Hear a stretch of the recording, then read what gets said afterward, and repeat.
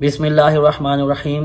محترم ناظرین و سامعین، السلام علیکم ورحمۃ اللہ وبرکاتہ۔ آج ہم اپنے ناظرین کو اللہ کے رسول صلی اللہ علیہ وسلم نے ایک واقعہ بچے اور بادشاہ کا جو سنایا تھا، آج ہم آپ کو وہ سنائیں گے۔ بہت دلچسپ واقعہ ہے اور پورا سنیے گا۔ ان کا ذکر قرآن میں بھی ہے اصحاب الاخدود کے نام سے۔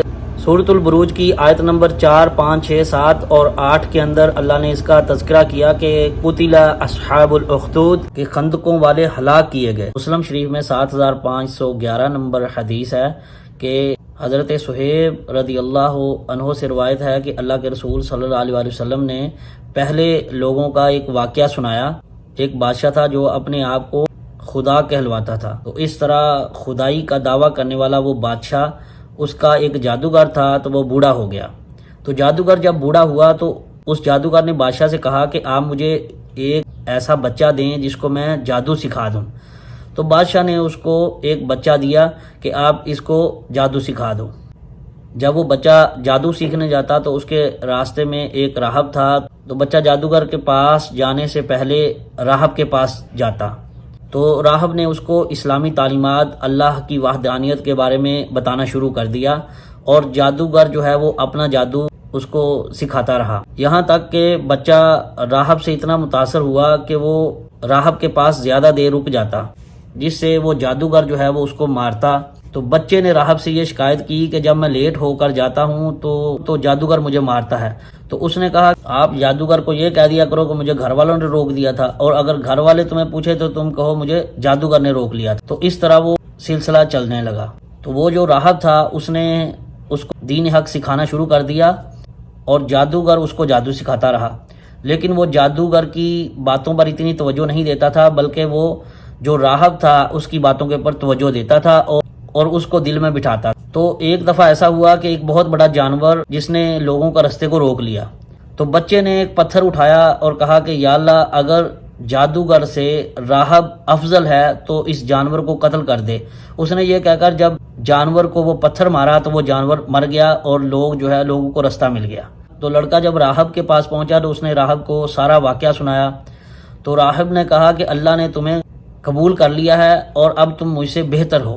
آہستہ آہستہ وہ بچہ وہ اللہ سے دعا کرتا، اس کی دعا کے ذریعے سے وہ جو اندھے ہوتے تھے ان کو وہ بینا کر دیتا تھا، اور جو پھلبیری کے مریض ہوتے تھے ان کے لیے وہ اللہ تعالیٰ سے دعا کرتا تھا، اس کی دعا سے وہ بھی شفا یاب ہو جاتے تھے۔ تو اس طرح وہ بچہ مشہور ہو گیا، اور ایک مصاحب اندھا اس کے پاس آیا اور اس نے بچے سے کہا کہ میں اپنی ساری دولت تمہیں دینے کے لیے تیار ہوں، لیکن مجھے آنکھیں دے دو۔ تو اس بچے نے کہا کہ آنکھیں میں نہیں دیتا، بلکہ میرا رب جو ہے وہ آنکھیں دیتا ہے، میں دعا کروں گا، تم اللہ پر ایمان لے آؤ، تمہیں اللہ آنکھیں دے دے گا۔ تو اس نے کہا چلو اگر ایسا ہوا تو میں اللہ پر ایمان لے آؤں گا۔ تو وہ اس کی آنکھیں ٹھیک ہوئیں اور وہ اللہ کے اوپر ایمان لے آیا۔ اور اندھا جب بادشاہ کے سامنے گیا، بادشاہ نے اسے پوچھا کہ تم تو نابینا تھے، تمہاری آنکھیں کیسے واپس آ گئیں؟ تو اس نے کہا کہ میرے رب نے یہ آنکھیں عطا کی ہیں۔ تو بادشاہ نے کہا میرے علاوہ تمہارا کون رب ہے؟ تو اندھے نے کہا کہ وہی رب جس نے مجھے آنکھیں دی ہیں۔ اس کے اوپر بادشاہ نے اس کو اذیت پہنچائی اور پوچھا کہ یہ تمہیں سبق کس نے پڑھایا ہے؟ تو اس نے بولا کہ یہ مجھے بچے نے پڑھایا ہے۔ تو بادشاہ نے بچے کو بلا کر اذیت دی، تو بچے سے پوچھا کہ تجھے یہ سبق کس نے سکھایا ہے؟ تو اس نے راہب کا نام بتایا۔ تو وہ جو اندھا تھا اب وہ بینا ہو گیا تھا، تو بادشاہ نے اس بینا شخص کو بلایا اور کہا کہ اگر تو اپنے ایمان سے نہیں پھرے گا تو میں تجھے قتل کروا دوں گا۔ اس نے کہا کہ میں اپنے ایمان کو کبھی نہیں چھوڑوں گا۔ تو بادشاہ نے اس کو آرے کے ساتھ 2 ٹکڑے کروا دیا، اور اسی طرح راہب سے کہا کہ تم اپنا دین چھوڑ دو، لیکن اس نے بھی اپنے دین کو نہیں چھوڑا، اور بادشاہ نے اس کو بھی آرے سے چیر دیا۔ اور پھر بچے سے بھی کہا کہ تم اپنا دین چھوڑ دو ورنہ میں تمہیں بھی قتل کروا دوں گا۔ لیکن بچہ جو ہے وہ اپنے دین پر کامل رہا۔ اس نے کچھ لوگوں کو بچے کے ساتھ کر دیا، اس کو پہاڑ کے اوپر سے گرا کر قتل کر۔ تو جیسے ہی وہ لوگ بچے کو پہاڑ کے اوپر لے کر گئے تو بچے نے اللہ کے سامنے دعا کی کہ یا اللہ تو مجھے ان سے بچا لے۔ تو اللہ نے اس کی حفاظت اس طرح کی کہ اللہ نے حکم دیا اور پہاڑ ہلنے لگا، اور اس کے ساتھ جو لوگ تھے وہ نیچے گر گئے اور بچہ بچ گیا، اور بچہ پھر جو ہے بادشاہ کے سامنے چلا گیا۔ تو بچہ جب بادشاہ کے پاس گیا تو بادشاہ نے کہا کہ میں نے تو تمہیں قتل کرنے کے لیے کچھ آدمیوں کو تمہارے ساتھ بھیجا تھا۔ تو اس نے کہا اللہ نے مجھے بچا لیا ہے، اور جو مجھے مارنے گئے تھے اللہ نے ان کو موت دے دی ہے۔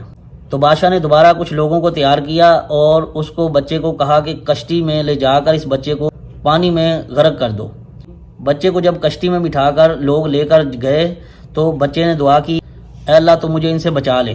تو بچے نے جب دعا کی تو اللہ نے اس کی دعا کو قبول فرما لیا اور اس بچے کو بچا لیا، اور باقی جو تھے وہ کشتی ان کے اوپر الٹ گئی اور وہ سب کے سب غرق ہو گئے اور بچہ بچ گیا۔ بچہ دوبارہ بادشاہ کے پاس آیا۔ بچہ جب دوبارہ بادشاہ کے پاس پہنچا تو بادشاہ نے پوچھا کہ میں نے تو تمہارے ساتھ کچھ لوگوں کو بھیجا تھا جو تمہیں دریا میں غرق کرنے کے لیے لے گئے تھے۔ تو بچے نے کہا کہ وہ خود غرق ہو گئے ہیں، مجھے اللہ نے بچا لیا ہے، اللہ نے ان کو غرق کر دیا ہے۔ بچے نے کہا کہ تو مجھے ایک طریقے سے قتل کر سکتا ہے، وہ یہ کہ تو تمام لوگوں کو جمع کر اور ان کے سامنے مجھے سولی پر چڑھا اور میری ترکش سے تیر نکال کر یہ لفظ کہہ کر تو میرے اوپر تیر چلا کہ میں اس بچے کے رب کے نام پر تیر چلاتا ہوں۔ تو اس نے ایسا ہی کیا۔ جب اس نے یہ کہہ کر بچے کے اوپر تیر چلایا تو بچہ تو مر گیا، لیکن جو لوگ تھے وہ ایمان لے آئے۔ وہ اس لیے ایمان لے آئے کہ بچہ جو ہے وہ بادشاہ سے قتل نہیں ہو سکا، لیکن بادشاہ جتنی بھی تدبیریں کی وہ سب ناکام ہو گئی تھیں، لیکن بچے کے طریقے کے مطابق جو ہے بادشاہ نے اس کے رب کا نام لیا تو وہ بچہ قتل ہو گیا۔ تو اس طرح تمام لوگ ایمان لے آئے۔ انہوں نے کہا کہ ہم بچے کے رب پر ایمان لے آئے۔ تو انہوں نے جب یہ کہا تو بادشاہ نے کہا کہ میں تم سب کو قتل کروا دوں گا، اور اس نے خندقیں کھدوائیں۔ کھدوانے کے بعد اس نے اس میں آگ جلوا دی اور اس نے کہا جتنے بھی لوگ ہیں جو ایمان سے نہیں پلٹیں گے، اسلام لانے کے بعد نہیں پلٹیں گے، میں ان کو اس میں جھونک دوں گا۔ اور قرآن میں ان لوگوں کا مختصر سا ذکر ہے جن لوگوں کو خندقوں کے اندر جلایا گیا تھا، اس کا ذکر قرآن میں ہے۔ سورہ البروج کے اندر آیت نمبر 4 ہے، قتل اصحاب الاخدود، کہ خندقوں والے ہلاک کیے گئے، النار ذات الوقود، اور وہ ایک آگ تھی ایندھن والی، اذ ہم علیہا قعود، جبکہ وہ لوگ اس کے آس پاس بیٹھے تھے، وَهُمْ عَلَى مَا يَفْعَلُونَ بِالْمُؤْمِنِينَ شُهُودٌ، اور مسلمانوں کے ساتھ جو وہ کر رہے تھے اس کو وہ اپنے سامنے دیکھ رہے تھے۔ وَمَا نَقَمُوا مِنْهُمْ إِلَّا أَن يُؤْمِنُوا بِاللَّهِ الْعَزِيزِ الْحَمِيدِ، یہ لوگ ان مسلمانوں سے بدلہ نہیں لے رہے تھے سوائے اس کے کہ انہوں نے اللہ لائق حمد کی ذات پر ایمان لائے تھے۔ تو بادشاہ ان کو ان کے اندر پھینکنے لگا، حتیٰ کہ ایک عورت تھی اور اس کے ساتھ ایک چھوٹا بچہ تھا۔ آگ میں جانے سے پہلے اس کو اپنے بچے کا خیال آیا تو بچے نے بول کر کہا کہ اے میری ماں صبر کر، تو صبر کر، تو حق پر ہے، تو سچائی پر ہے، تو اس آگ سے نہ ڈر۔ وہ بھی اس آگ میں کود گئی۔